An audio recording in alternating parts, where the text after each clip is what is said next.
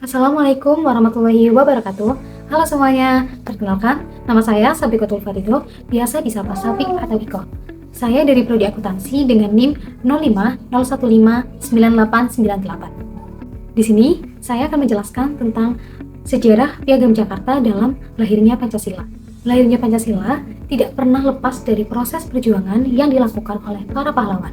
Salah satu proses yang dilalui bangsa Indonesia dalam melahirkan Pancasila adalah peristiwa Piagam Jakarta. Sejarah Piagam Jakarta ini dimulai dari Jepang yang berjanji akan memberikan kemerdekaan kepada Indonesia, yang kemudian pada tanggal 29 April 1945 Indonesia membentuk Badan Penyelidik Usaha-Usaha Persiapan Kemerdekaan Indonesia atau yang biasa disebut dengan BPUPKI, yang tugasnya adalah menyiapkan dasar negara dan rancangan konstitusi bagi Indonesia yang merdeka.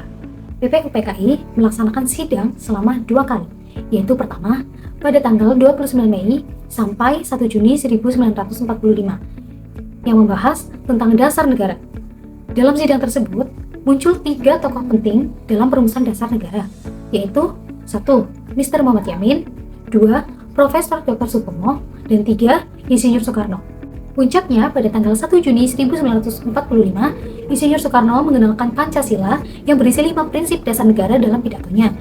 Namun, masih ada perbedaan pandangan mengenai perumusan dasar negara, yaitu antar golongan nasionalis dan golongan Islam, yang kemudian untuk mencari titik temu dibuatlah Panitia 9 pada tanggal 22 Juni 1945.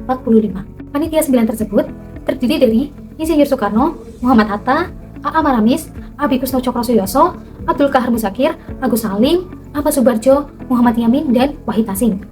Panitia 9 tersebut kemudian bermusyawarah dan menghasilkan sebuah naskah yang disepakati bersama, yaitu Piagam Jakarta.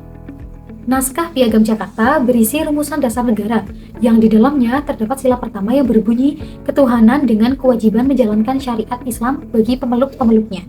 Rumusan tersebut merupakan bentuk kompromi politik antara golongan Islam yang menginginkan penerapan syariat Islam dalam golongan nasionalis dalam negara kebangsaan. Piagam Jakarta tersebut kemudian diterima oleh seluruh anggota BPUPKI dan dijadikan sebagai rancangan pembukaan Undang-Undang Dasar 1945 pada sidang kedua BPUPKI, yaitu pada tanggal 10 sampai 17 Juli 1945.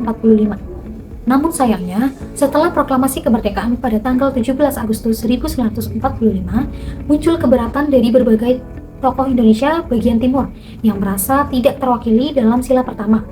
Pada sila pertama Pancasila, tokoh Indonesia bagian timur merasa khawatir dengan frasa syariat Islam karena akan menimbulkan kesan diskriminatif bagi para pemeluk agama selain Islam.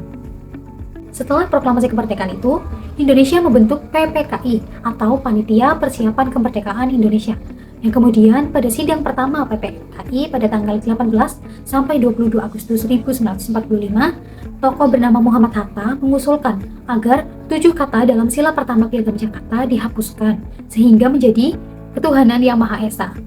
Hal ini diusulkan untuk menjaga persatuan nasional yang baru saja terbentuk.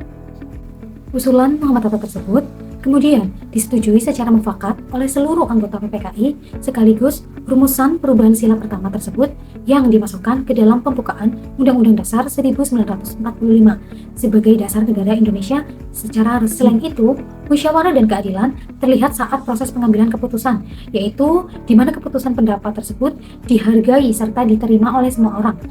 Peristiwa tersebut memberikan pelajaran penting tentang arti toleransi, persatuan, dan kebijaksanaan dalam menyelesaikan masalah serta nilai-nilai yang terkandung dalam Pancasila.